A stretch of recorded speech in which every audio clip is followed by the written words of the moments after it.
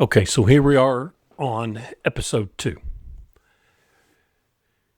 If you haven't watched the first one, please go back and start at the very beginning because I don't think any of this will make sense if you don't. But this is my adoption journey, finding my biological parents. So this is episode 2.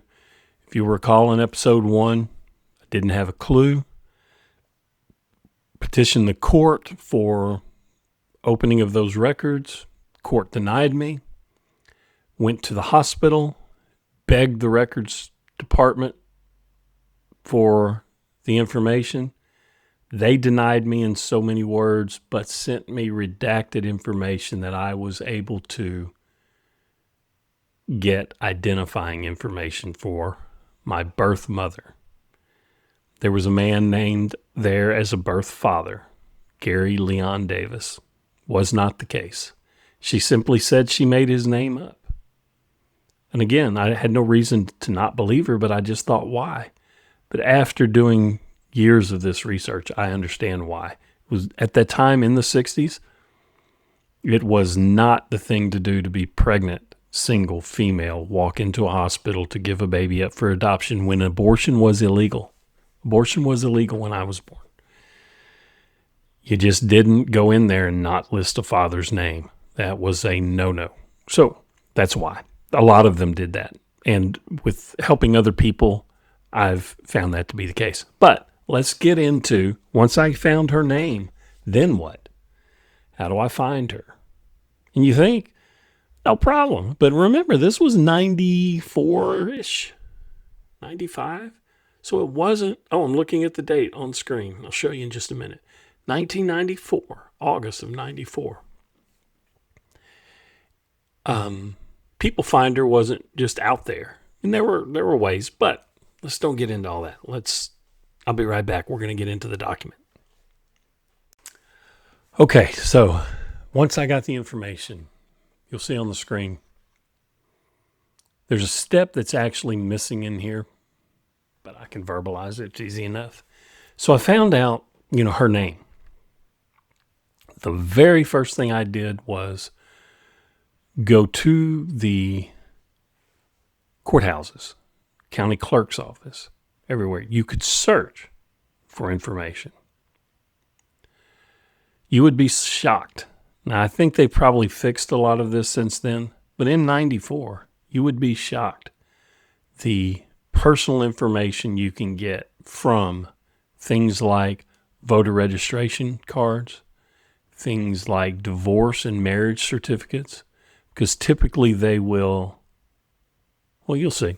We'll see through some of these documents. But once I found her name, I was able to go to the courthouse and get a marriage certificate. I found that. I found then through a separate courthouse. One was like a county courthouse, as I remember. One's a city of Houston courthouse. Anyway, I just went with her information, searching everything I could. And I had her date of birth. So I found a marriage license, a couple of them, no, one, a divorce certificate, and the fact that there was identifying information on both. Birth certificate, there was a birth certificate number. On the marriage license, her husband at the time that she was marrying, listed, I want to say it was his driver's license number, or maybe it was a Social Security number. But you'd be shocked the information. In one afternoon of searching through the courthouse records, I was able to pretty much find driver's license numbers, dates of birth. What I found important was they had children of the marriage. So they were married and divorced. And they had, I think, 2 children were listed. So then now, you have a history with children. People that have children together typically know where each other are and that sort of thing. So, or the kids know the mom and dad. It's a lot better than having 2 people married and divorced with no kids. They have no reason for contact. And anyway, so you'll see. Once I got that information, public information, I was able to physically write the Texas Department of Public Safety right here, public inquiry. I figured all this out through like the law library and clerks, and I didn't know you could do this, but here it is. Please sent. How you like that? I didn't proofread my work. The current address or the latest address of the following two people. Here's, please send it to me at this address. There was the man who she married. Possible social security number, because it didn't, they wrote the social, now we write 3 numbers, dash, 2 numbers, dash, 4 numbers, right? Back then, they didn't really do it that way. It was a strange way of writing a social security number. So I didn't know if that's what it was, but it said SOS next to the document or something like that. So I thought, what the hell? It's probably it. Birth date, I couldn't read the handwriting on the marriage license. And the individual number 2 had her maiden name, old driver's license number, and I don't know how I determined that was an old license. Birth date, maybe that I saw she moved out of state or something like that and thought maybe that's an old Texas driver's license. Birth date and birth certificate number. Please send the information. And they did. We'll get into, let me pause you. We'll get into that next. Okay, so you'll see, let me zoom this in a little bit.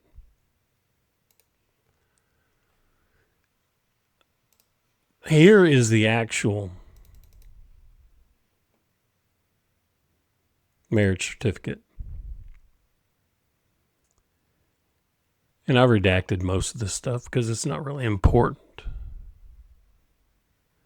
But I'm going to show you SSS registration certificate.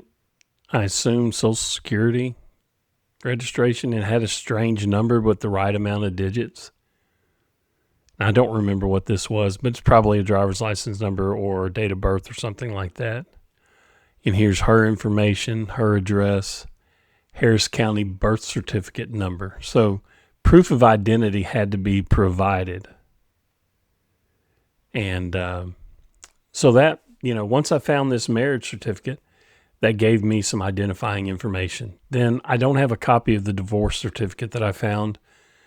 I didn't keep a lot of those copies, but I did get the divorce, and that's where I saw they had 2 children of the marriage. It was just listed there, and I believe I had their names as well, or I did have their names.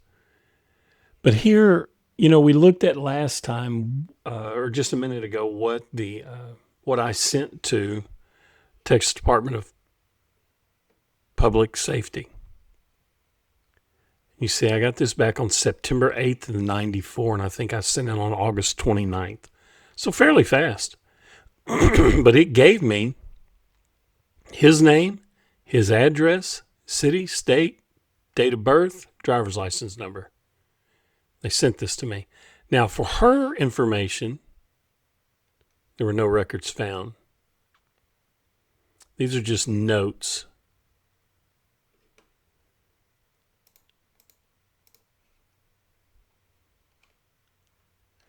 But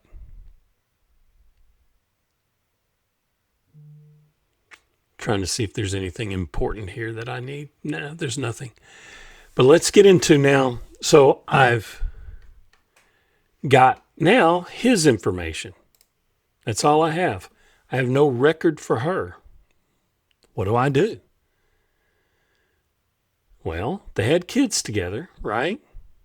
And I knew about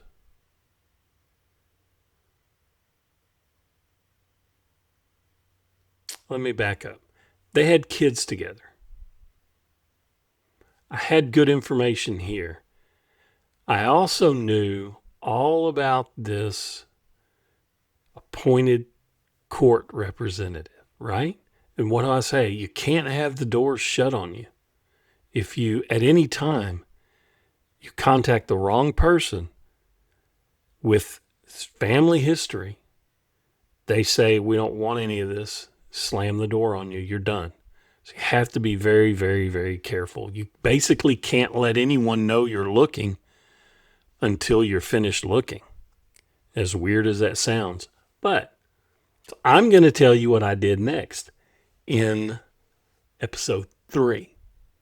I'm going to chain these together. Watch these in order, please, so you'll know. But we're going to get into the fun stuff, how I actually got in touch with my biological mother. That's episode 3. Thank you for watching.